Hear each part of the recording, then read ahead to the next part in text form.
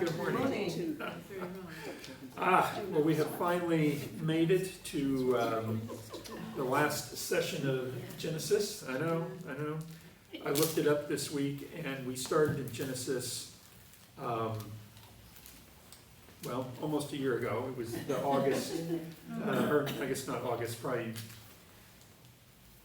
it was July. We started in July before. You thought it was just going to be the one section, so Well, yeah. So we've been at it for a while, so we will wrap it up and hopefully share a few observations about what we've learned along the way. So, but why don't we start with a word of prayer?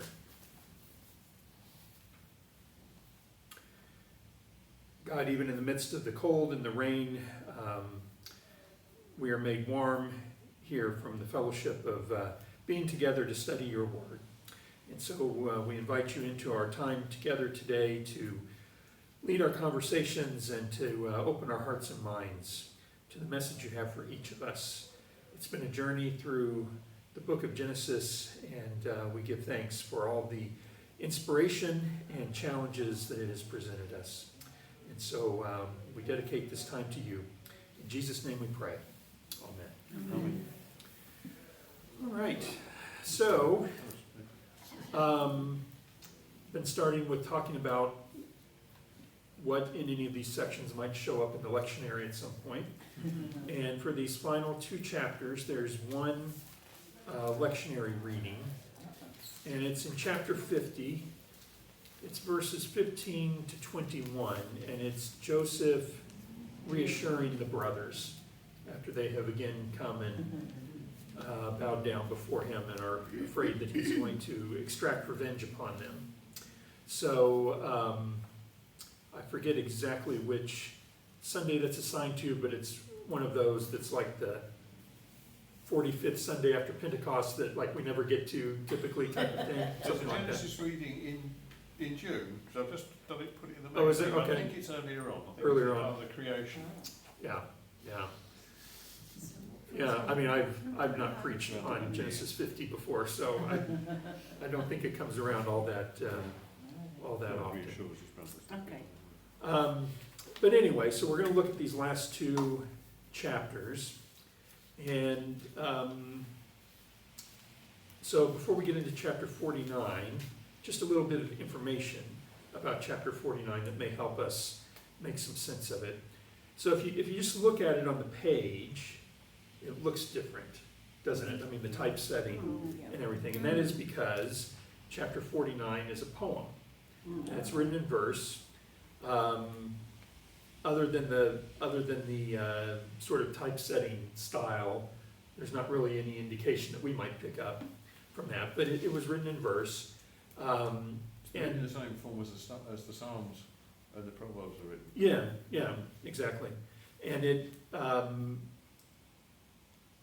certainly, well, both in appearance and kind of in style as we work our way through it, it's very different than sort of the narrative that's been going on in the surrounding chapters. And I think we talked last time or earlier in this group of sessions about how the story of Joseph kind of has its own sense of style that's a little different than some of the previous bits of Genesis that we've been looking at. It's not entirely clear.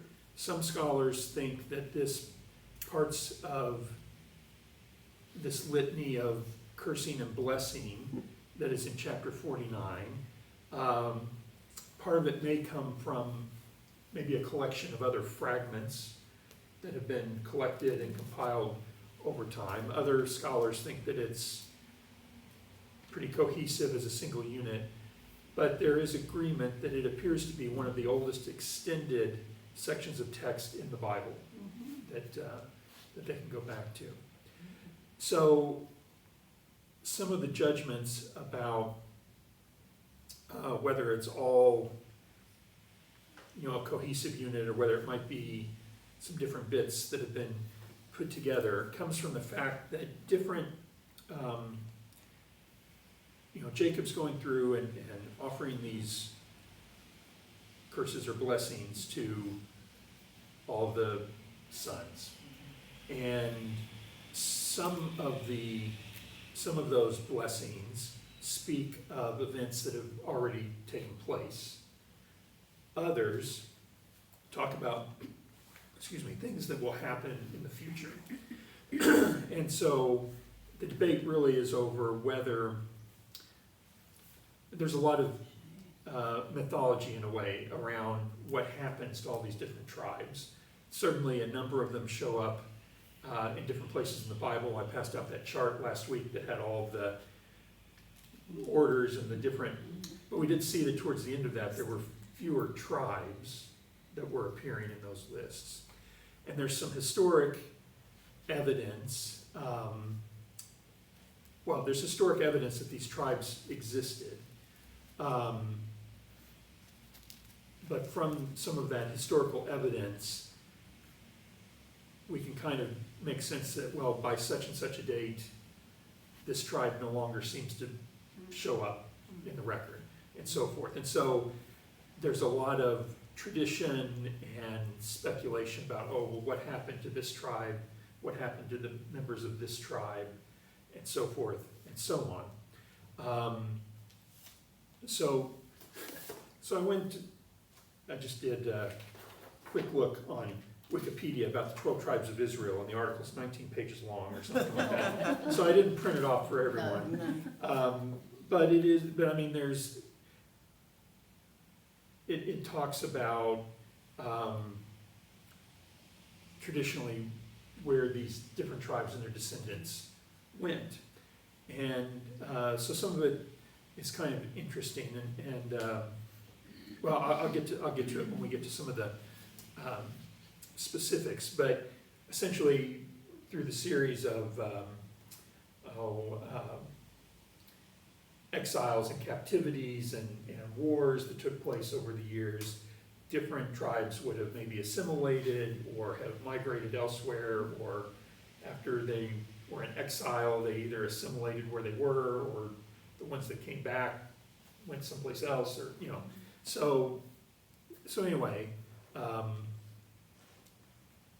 some of those future events are referred to in this, and it's unclear if sort of the legend around what happened to some of these groups is based on what Jacob says is going to happen to them, or if someone's kind of writing back in, saying, we know that Zebulun in 13 will live by the seashore, so we know 300 years later that the tribe of Zebulun is, that's where they are, and so it kind of becomes part of this. So anyway, just a little bit of kind of what is going on in the background. The other thing to note is that because of the age of this passage, it's apparently quite a challenge for scholars and translators because there are a lot of words and phrases in the original manuscript that are not used anywhere else, and that are very likely some sort of archaic, have some sort of archaic meaning to them that's been lost to time. So we'll pick out a few of those as we go through, just as a sample of how, again, how choices have to be made when translation is made, and how it could influence sort of how we read different things.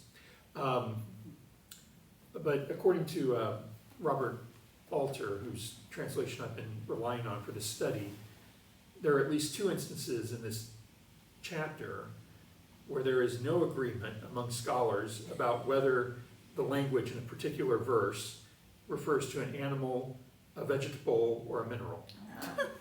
So so there might be a lot of different ways to interpret some of these. Are there different modern Hebrew versions then as well? Well, likely. I mean, there's different Jewish translations. But the Hebrew is the same all the time. Or are they actually? I don't know. I don't know. Oh. I mean, ancient Hebrew would not have had any of the vowels included. No, that's what I meant, they put, Modern Hebrew tends to have, yes, that's something. yeah. So my guess is there probably are differences, because there'd have to be interpretive choices made. It's like English. I mean, if you look at ancient, Yeah. even medieval English, I can't read it. No. Well, I always think of the last one in Only Connect. Yeah, take all the vowels out, yeah, exactly. So anyway, so we start in verse 3, well, Jacob's called all the sons together. He knows he's gonna die, so this is the big passing on his blessing. So we start with Reuben, who is the eldest, firstborn, and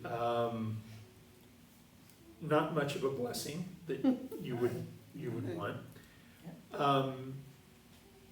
It's interesting that he starts the bit about Reuben.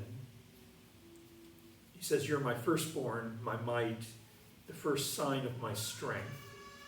And that phrase, "first sign of my strength," also can refer to first seed. Talking about virility, it was the proof of his virility. And then that sort of nicely coincides with, in verse 4, the transgression of Reuben is a sexual transgression. So, That's pretty shocking. yeah, exactly.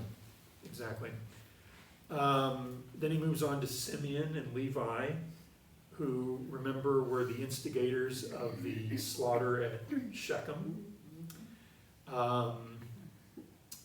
So if you look in verse 5, second line, it says, "Their swords are weapons of violence." And there's a little footnote there. If you go down to the bottom of the page and find the footnote, it says the meaning of this Hebrew word is uncertain. So, for example, Alter in his translation translates the word here for swords as their trade, in that they trade in weapons of violence. So that doesn't grossly change the meaning of the verse, but just shows you there's a wide range of different ways to understand it. And so explicitly they are cursed in verse 7. "Cursed be their anger.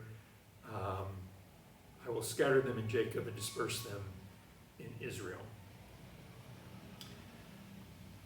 So then he comes to Judah. He's going through birth order here. And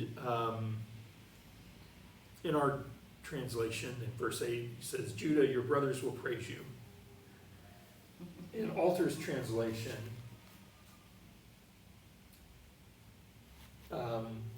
he translates it as Judah. Let's see. "Judah, you shall your brothers acclaim." So it comes across the same, but in his footnote, he talks about how apprehensive Judah must have been when he's going down the line, and he's just heard what he said to Reuben and what he said to Simeon and Levi, and now, "Judah, you're all right," you know. Because he's telling this to all of them while they're together. They all hear what Yes. the others are getting Yes, yeah, exactly. on the menu. Exactly. Not going to do anything for sibling love, is it? Well, He's almost setting them up to a strife. yeah, you wonder how much of that already existed though as well. I mean, now in verse 9, elsewhere in the Bible, I guess it's in the Psalms maybe, talks about the line of Judah. So this is kind of where that comes from. Yeah, there's a section in the St. Matthew Passion about the line of Judah. Yeah. The five, I can't remember. Yes, It's yeah. so, So is it you mentioned the Gospels, or is that some poetic? I didn't look it up. It very well could be. Psalms. Is it the Psalms? Mhm. Okay. But in any event, that sort of imagery comes from here, or likely comes from here. And he's really has this extended metaphor about lions in verse 9. You're a lion's cub. You're like a lion. And then you're like a lioness. And it turns out that part of the reason for that is that Hebrew has 5 different words for lion. And so in the original, 3 of those words would have been used, 3 different words. And so the translators are trying to differentiate, almost like what we talked about, the different ways that it translates God, whether it's the Lord or whether it's God Almighty, or they're trying to represent,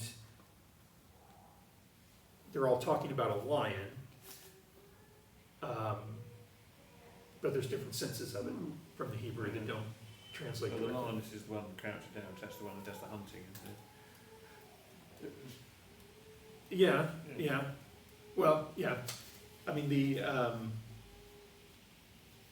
so for example, in here, the translation is, for verse 9, a lion's whelp is Judah, from the prey, O my son, you mount. He crouched, he lay down like a lion, like the king of beasts, and who dare arouse him?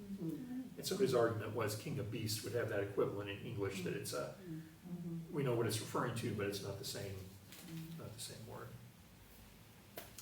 So anyway, He gets a very long section. He does, doesn't he does. The others It's- just get a line telling him a scrawny donkey or something, and Right. then you get all this. Until we get to Joseph, then he gets... Joseph gets Yeah. Joseph gets It's his. the full works, doesn't it? You know.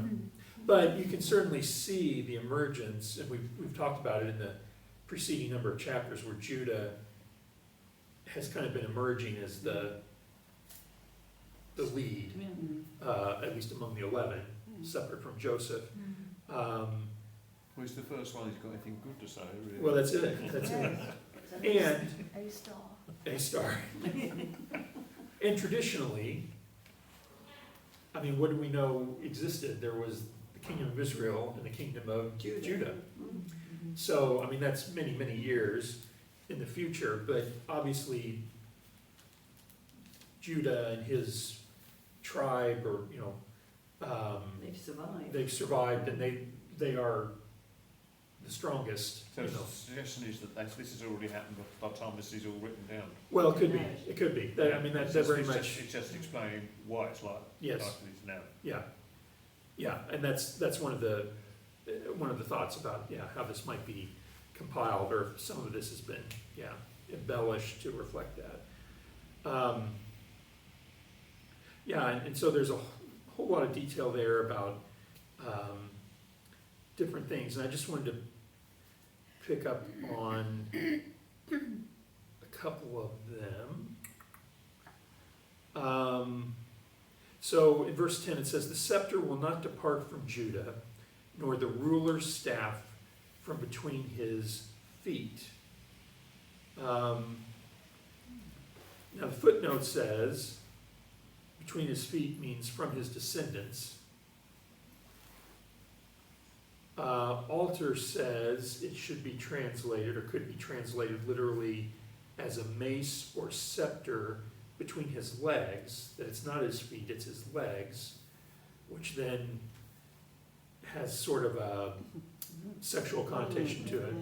But that would also imply strength and virility as a leader in this context. And then it says, until he to whom it belongs shall come.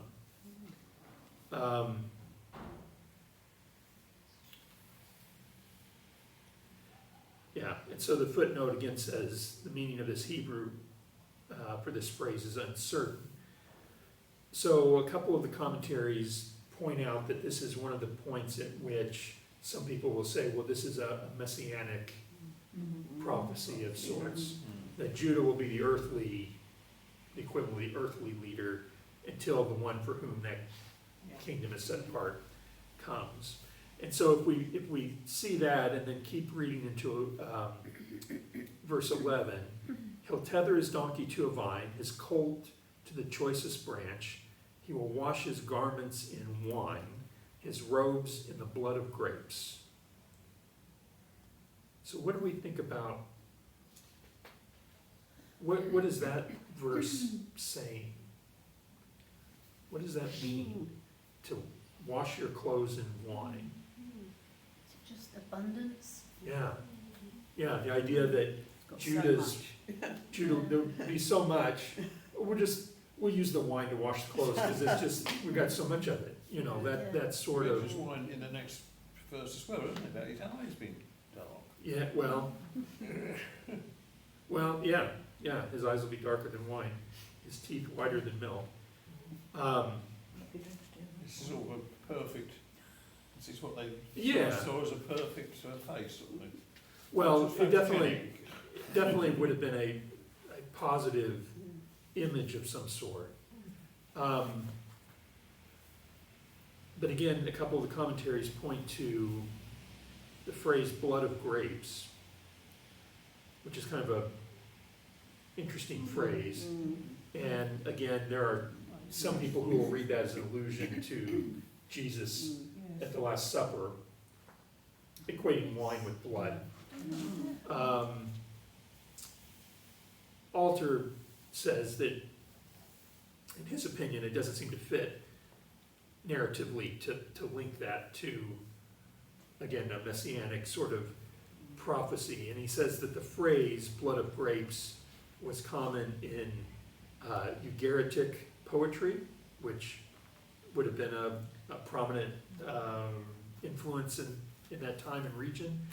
And that's one way that the scholars date the age of this passage, is that these similar phrases that they're borrowing from neighboring languages. I'm not an expert in Ugaritic. Jacob wouldn't be familiar about how to grow grapes and that sort of thing. His lifestyle wasn't. Well, no. But I mean, this again would have been possibly, if it doesn't sound like it would come from him, you know, is this someone editing or embellishing this to really build up Judah and what his legacy might be? The whole thing is written by somebody who's good at poetry, isn't it? Well, yeah. Literally. So it's not, you've got great phrases in there and you can bung it in, I mean, literally, it's completely different to the narrative. Yeah. How is it poetic? Is it in a meter, or does it rhyme in Hebrew? Or? I don't know. I just know it's a yeah.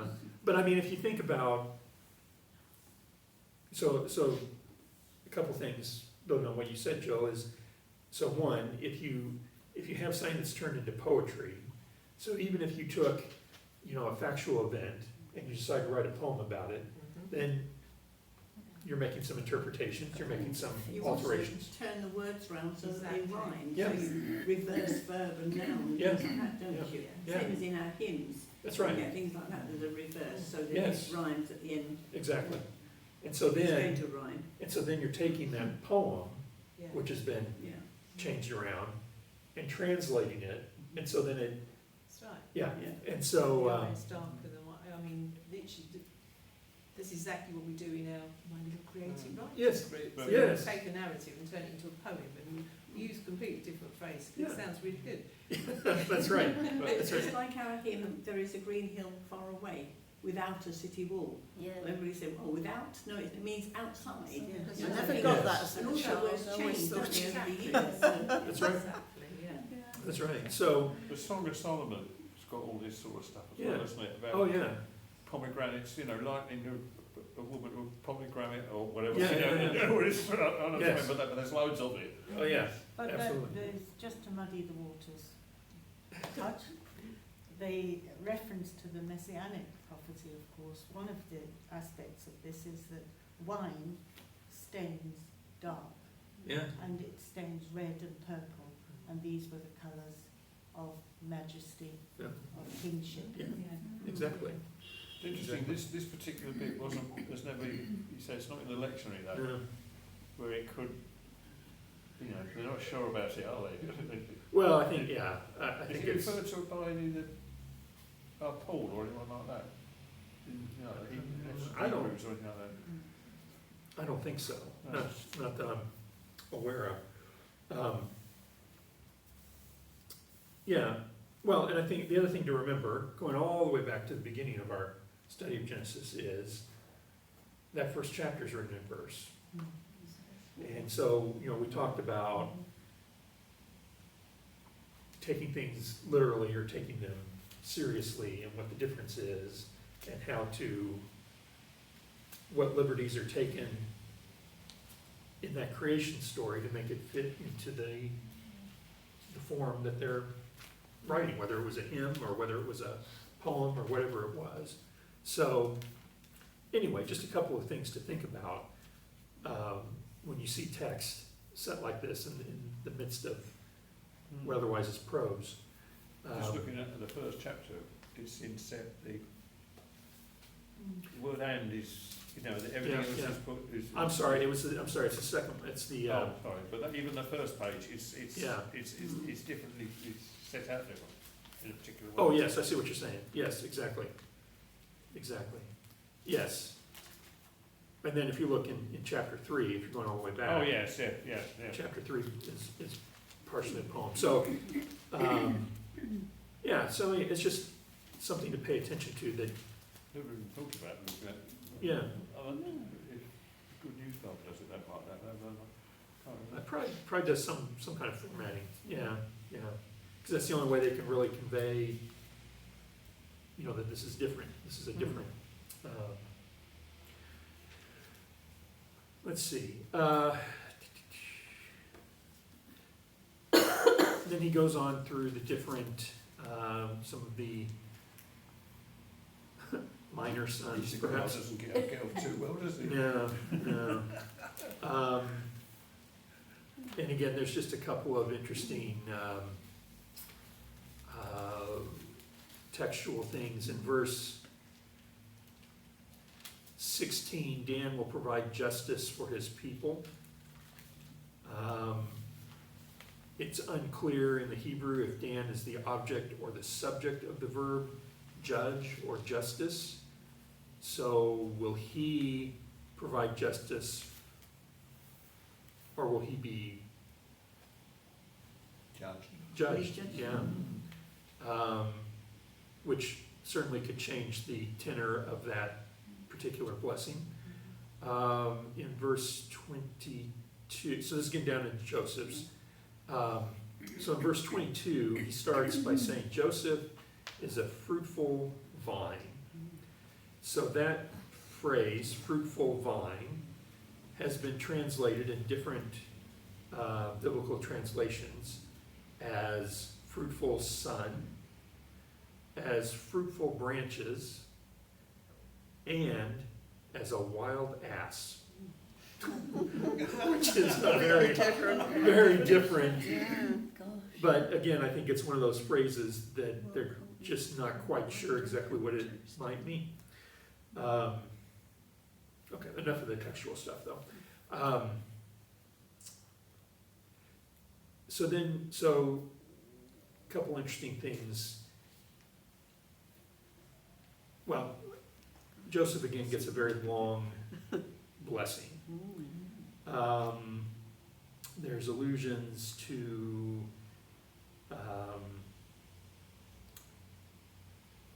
Rachel and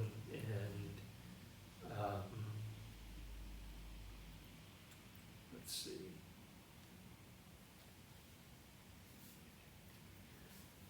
Well, let me back up. So Joseph has this big long blessing. Benjamin gets a sentence. And then that's it. And so those are the 12 tribes. So one of the things that was bothering me this week as I was working on this was going through this list of all the brothers. I mean, we're not real familiar with the tribe of Gad or Asher, but I mean, we've heard certainly, the Levites and Judah and Manasseh and even, like Reuben and Simeon and all of them. But have you ever read about the tribe of Joseph? No, I was going to ask you about that. Yeah. So what happens with the tribe of Joseph is, so Joseph 1, essentially gets Reuben's birthright, so he gets a double serving. So his tribe will be twice as big, and because it's that big, it's split into the tribes of his sons, Ephraim and Manasseh. And so at other places, you'll see references to those tribes. That's how they, I mean, we saw last week, when he blessed them, Jacob kind of elevates them to the same level as the brothers. And what will happen is the tribe of Joseph is too large, and so it's split into two for the brothers. So, anyway, if that helps clear that up a bit, but I was struggling to think of when I'd heard, you're the tribe of Judah, you know, that's what happened to Joseph, you know, so, but that's where the, yeah. We're thinking of the two kingdoms, aren't we? Well, And of course, he said the other one's called Israel, but Israel, you know, that doesn't make sense because Judah is part of Israel. yes, yeah.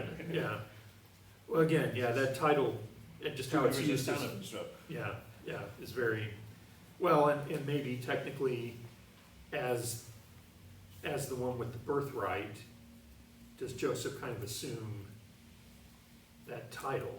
Well, he's got the money, isn't he? Well, yeah.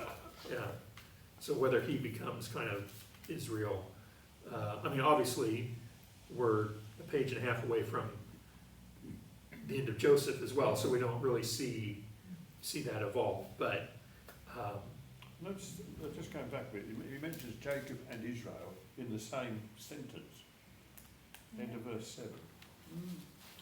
Yeah, that verse 2, he calls himself both names. Yeah, Jacob and Israel. yeah.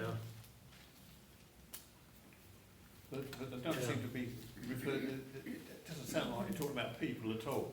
It's talking about Well, identities. and again, maybe that is part of what the linguists look at when they try to piece together if it's one bit or if there's other, you know, maybe that's some of that use of language that indicates, you know, it's a different influence that's trying to, you know, maybe they've gone in and changed Jacob every now and then to Israel just to hammer home that point.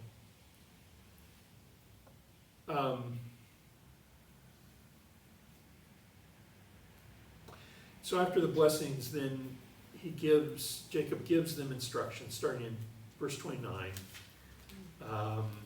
about how and where he is to be buried.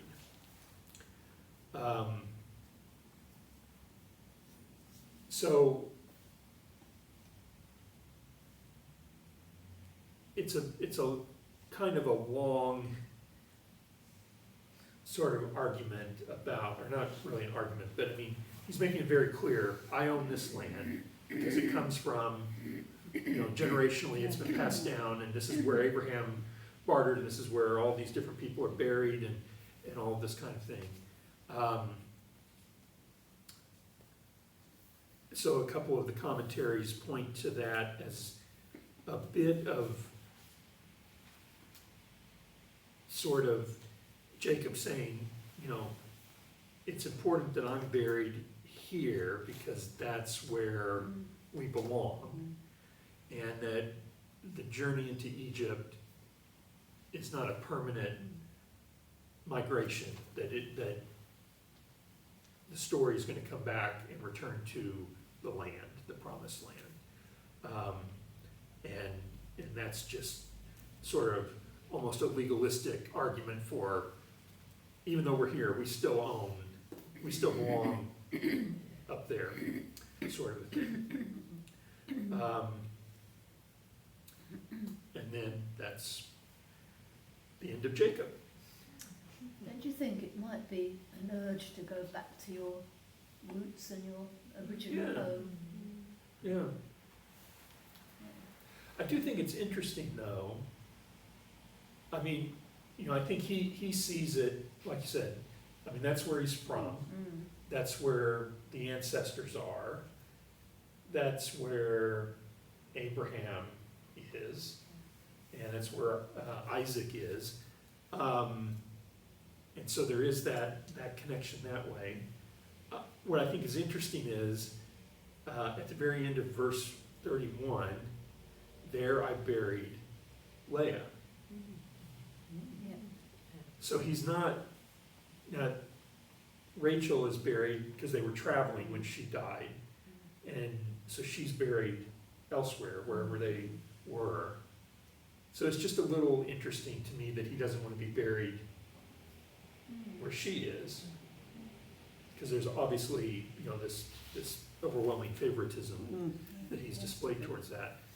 And again, maybe this is he's just listing, here's who else is in that cave, that's where I want to be.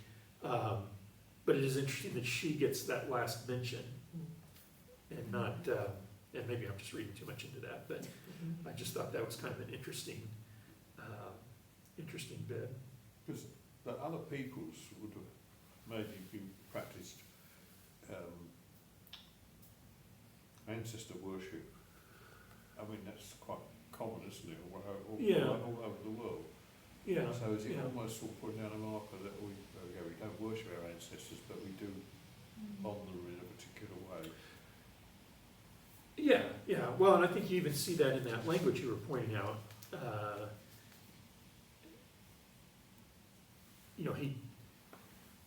They're the sons of Jacob. They're the sons of Israel. There's this very, deliberate tying into this larger tradition. Yeah, I think absolutely. Yeah. Do you think it's like people buy a family burial plot so that when they die they can go in the same Yeah. grave? Yeah. Indeed, there's a whole chapter about his purchase. Yes. Yeah. Exactly. But, the whole field or the. Yeah. Well, that wasn't it, but it. But I think you're right. It's that desire to be with. Yeah. Yeah. Even if you're dead. Yeah. So, so we start in chapter 50, and kind of an interesting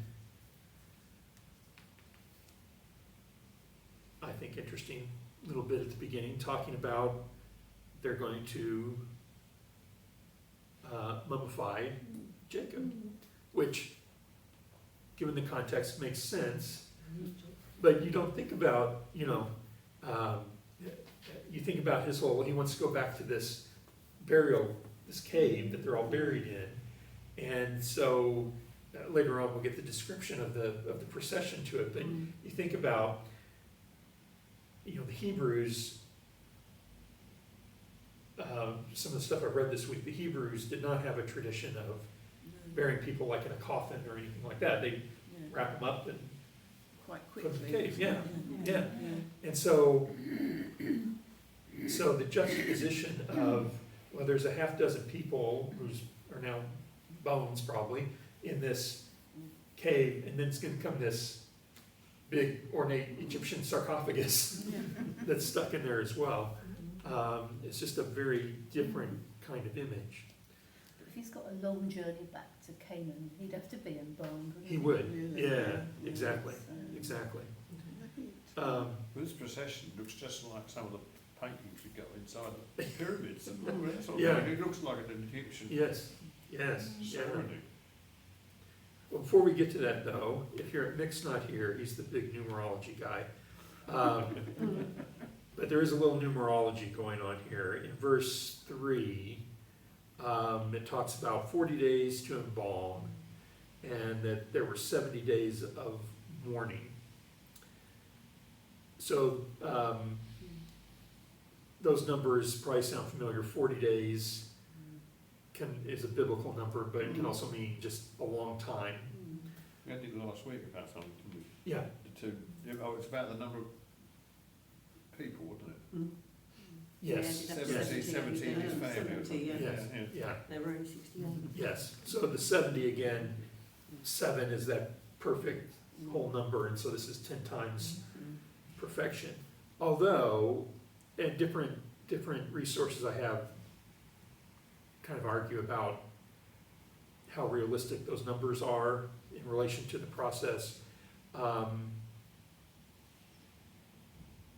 So some of them say that the Egyptian mourning period was 72 days, and so they chopped off a couple days to make it 70.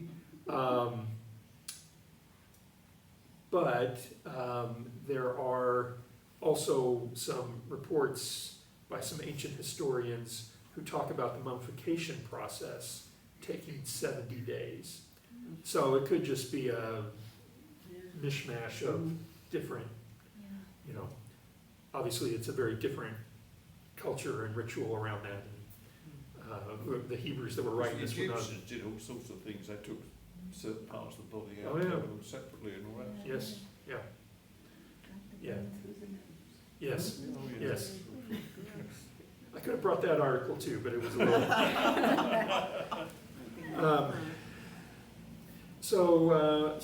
So a couple of interesting things then is that in verse 4, Joseph sends a message to Pharaoh's court. So why do we think Joseph doesn't speak to Pharaoh himself? I mean, he's obviously, He was top dog. yeah, I mean, he's obviously tight with Pharaoh, right? I'm assuming it's the same Pharaoh. That the Oh, old yeah. Pharaoh hasn't died Yeah. and there's a new Yeah, one. yeah. Because Joseph stays in one place and the Pharaoh's moving around all the time, doesn't know where he is. Well, could be, could be. It says Joseph is put in charge of the whole of Egypt, which is, Yeah. where's the Pharaoh then? You know, is he off, Yeah. off on holiday, so. Well, a couple of things I came across suggest a couple of different possibilities. So one, it could simply have to do with Egyptian mourning practices, and that if you are in mourning, sort of it's not the same thing, but sort of in that sense that you would be unclean. That, I mean, you wouldn't appear in court if you were in mourning. Maybe you dress differently or something like that. It might have to do with the significance of Joseph's request that he wanted to go through official channels in order to avoid suspicion. So if you think about what he's asking for, is he wants to take the whole family, the whole clan, and go back home. And would that have been a threat to Pharaoh in that he was gonna let this guy walk out With all the money. with all the money? Yeah. Maybe And- that's why he sends so many Well, militaries with him to make sure exactly. he comes back. yeah, I think, well, and that's Yeah. exactly the same thing. I think Yeah. there was some of that, well, just take my army with you and then we'll make sure everybody Yeah. comes back. Behaves. Yeah, There's quite a lot of that, hasn't there, in the whole chapter, in the whole Yeah. book about sort of leaving hostages behind. yes, yeah. So, I mean, that's very likely why the children and the flocks Yeah. Yeah. did not go with them, I mean, aside, well, whatever the logistic challenges might be. I mean, that was a guarantee of, or should have been a guarantee that they were gonna come back, you know, after they had completed their trip. So I just think, and you kind of mentioned it earlier, John, about, you know, the description we have of this procession kind of mirrors some of the ancient Egyptian, you know, inscriptions and I mean, they're older things. than any of this, aren't they? Oh, yeah, yeah.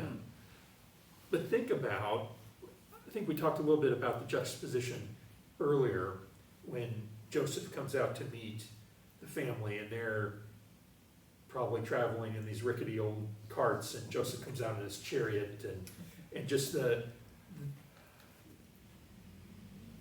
differences in culture and how they lived and the technology and the, you know, the wealth and all that kind of thing. So they're back now in Canaan. And imagine you're, you know, a nomadic shepherd living in a tent or a hovel or someplace up in the hills in Canaan, and you see this Egyptian procession come through, and I mean, it's just a really interesting image to think about and what. See an army that takes you. Yeah. Well, and I mean, even just, again, just the difference in burial practice. I mean, the people in Canaan, they're not going to know what a mummy is or have seen mummies at the local museum, you know. So you see that sarcophagus or whatever, you know, it was coming through. I mean, Or even a really, coffin, they wouldn't know. Coffin's not something. Well, yeah, it would have been quite the sight. I suspect it would have been very threatening, you know, that,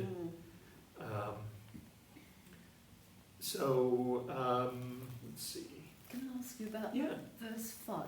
yeah, Joseph says, "My father made me swear an oath," and Jacob claims to have dug the tomb for himself in the land of Canaan, but that doesn't accord with the cave that Abraham bought to bury Sarah.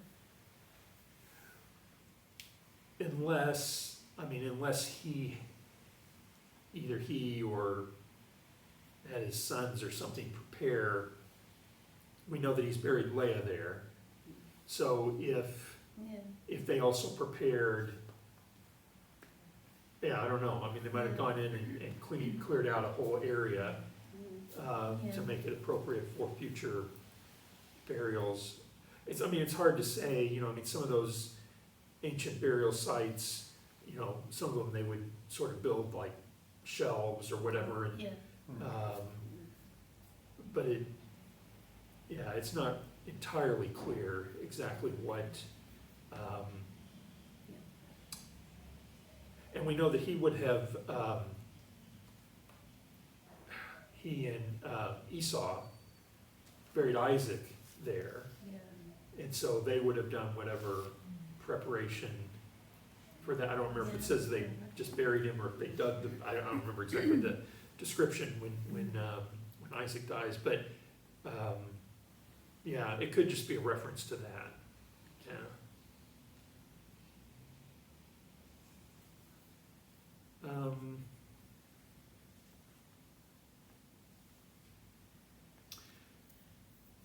Then there's a 7-day period of mourning.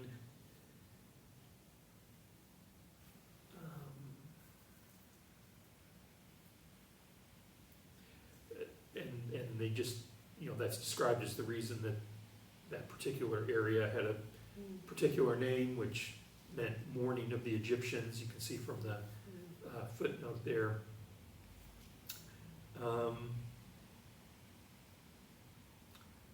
They bury him in the cave, which Abraham had bought. And then they return to Egypt. And then the brothers get cold feet again. They're worried that now that Jacob's out of the way, Joseph's going to come back after him. So they send a message indirectly to Joseph.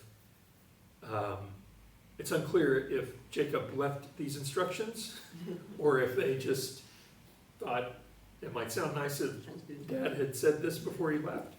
You know, that they should be forgiven. And so really this sort of bit here in this section is really sort of a reenactment of what we've seen previously. That the brothers are afraid. Joseph sees that fear. Joseph weeps. The brothers come in and bow down before him, which fulfills the dream from the beginning of the Joseph story. And, you know, Joseph forgives them and this is consistent throughout his story as well, says God intended all of that to happen. For good, yes. I mean, it seems to me that the story of Joseph, in some ways, is the first one to sort of use that logic in what we've read in Genesis, or to express it in that way that, well, this was all God's plan. Yeah. I mean, there's some inferences at other points along the way.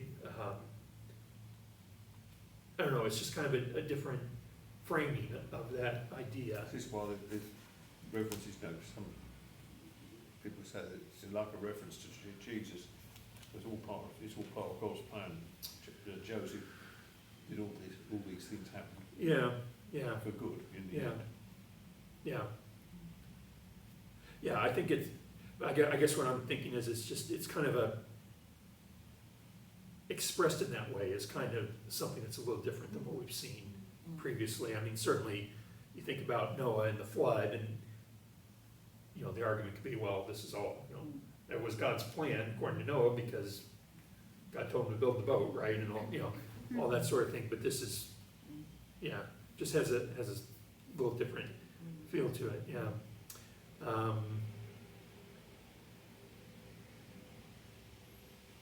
And then, so Joseph forgives them. They stay in Egypt. The whole family stays there. Joseph lives 110 years. And Getting saw, a bit younger, aren't they? yeah. Mentions it twice, doesn't it? Gives the number twice. Well, what's interesting is, I don't know where this comes from. I saw it in one of the commentaries I read. Was that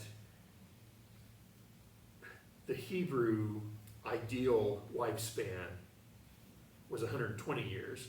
Now, I don't know if that means all these earlier patriarchs who lived 100 and much longer than that they were just that much better.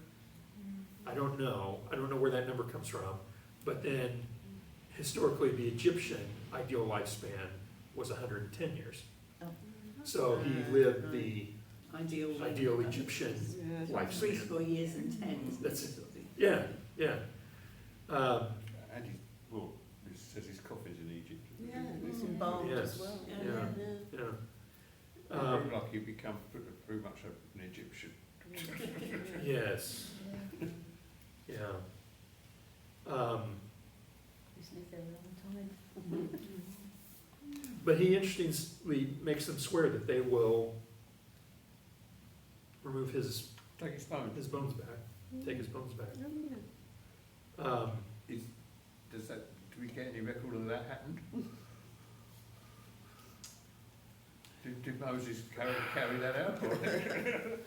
Yeah, I don't know if there's anything explicit in Exodus about that, but If he was embalmed and then placed in a coffin in If they- Egypt. if they put him in a pyramid or something, you'd have a hard time getting Get him out back. to escape overnight. That If would, he was just put in the coffin in Egypt, you can then pick up the coffin and take it. Oh, Yeah. that's Take it so, somewhere yeah. else. It doesn't say he was buried Yeah. in Egypt, No, it just that's- says they put him in the coffin in Egypt. that's true. I mean, the pyramids a lot earlier. They've gone into tomb burials by the Egyptians. Also, he seems to have died before his brothers. Well, yes, that's what's Yeah. interesting. So Nice. they, They were a lot Younger older than ones, him. yeah. Yeah. He went first. yeah, yeah. Good living. So I'm just going to read you a footnote here from Alter's translation at the end that kind of encapsulates things. He's commenting on that last verse about being in a coffin in Egypt. He says, the book that began with an image of God's breath moving across the vast expanses of the primordial deep to bring a world and all life into being ends with this image of a body in a box, a mummy in a coffin.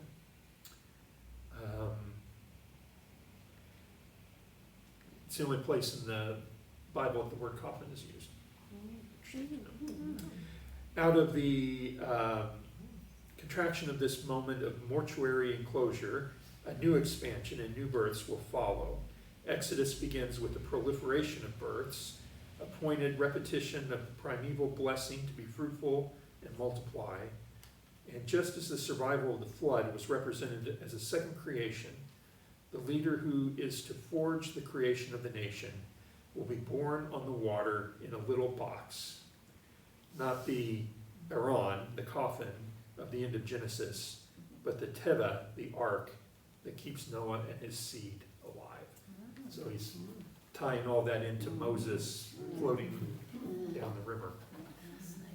Yeah, so, yeah, Has this story of Joseph always been part of Genesis? Because it's almost like the book of Joseph, isn't it? We know Yeah, the last yeah. book, this particular session. Well, but I It mean, he's refers all, back to the- it's all, you know, Genesis though encompasses all of the patriarchs.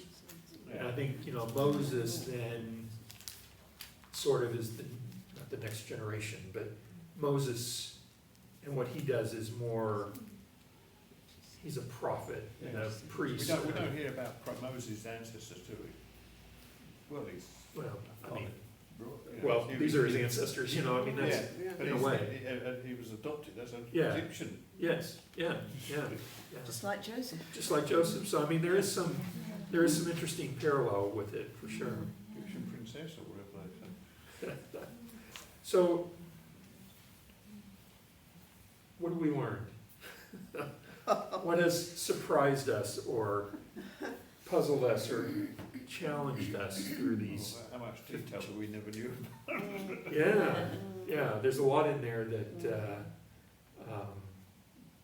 But apart from translators and rabbis, how many Jews would know all these details?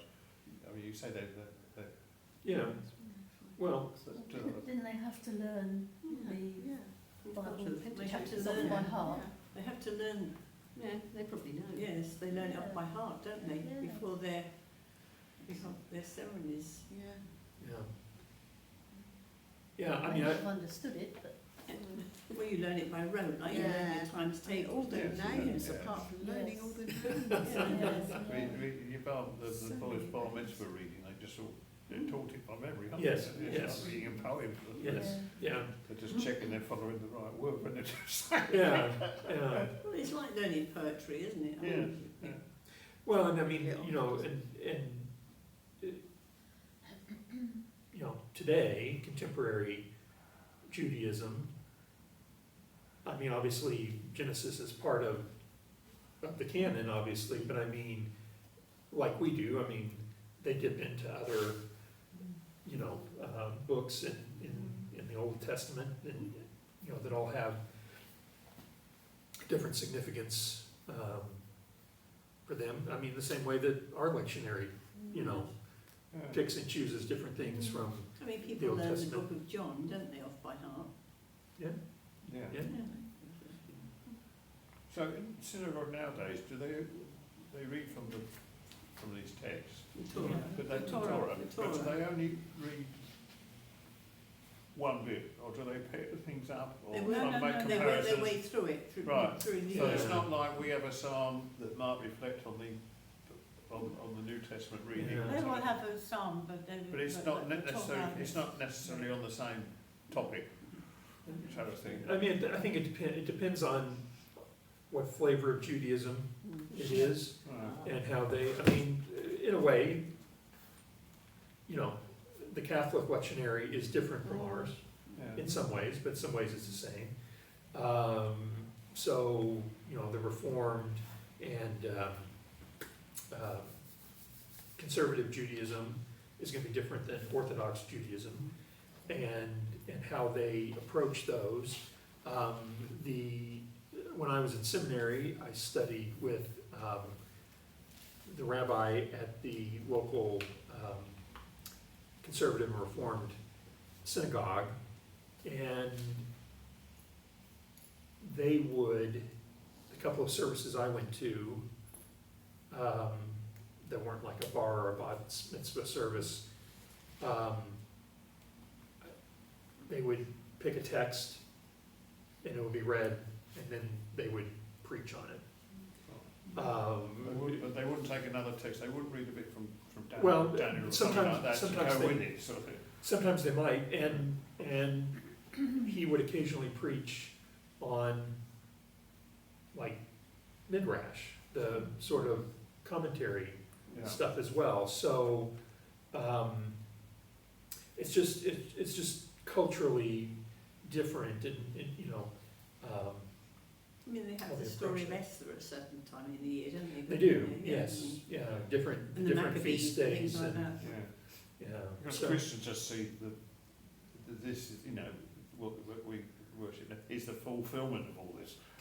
Well, yeah, I mean, we would look at it through a different lens and understand things in a different way.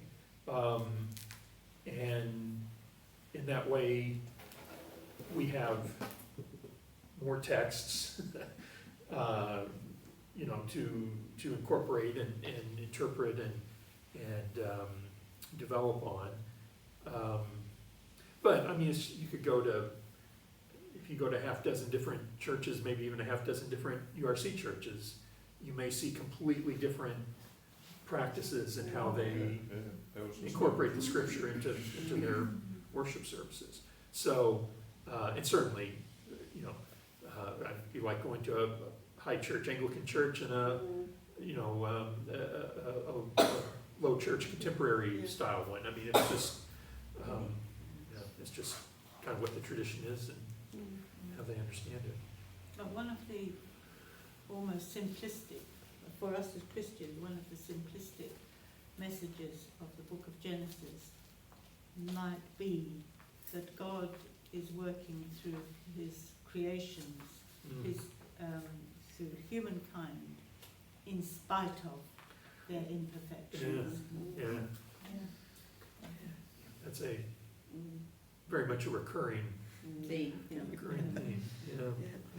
So, It's messing up. Yeah. so this probably, unfortunately, will be the last study until the autumn. If you have any thoughts about what you might be interested in looking at, let me know.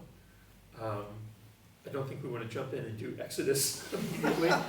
We should do a new something. Do something, New yeah, Testament. probably do something a little different. Yeah, we might do that. Yeah. We might do that. But if you have, you haven't done, you've never been through any Paul's writings with us, have you? no, we could do one of the epistles. Yeah. Mind understanding Revelation. I was Bit going with better. Revelation. Bit Oh, more. okay. Sorry. That'd be a bit of a challenge. We can, It is a bit, yeah. Not We'll, Romans. Excuse me. yeah, yeah. Not Romans. Yeah, I mean, that may be a good place to start, and then, right, One Revelation. after the other, a lot of homework in Revelation. Sorry, yeah, Understand all of them. maybe letters.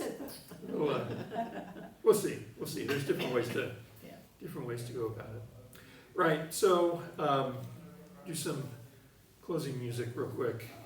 This is, doesn't have anything to do with the book of Genesis, it's just a nice benediction song. So this is, may the peace of the Lord go with you. This is, oh yeah, I've got extra, yeah. By Porter's Gate.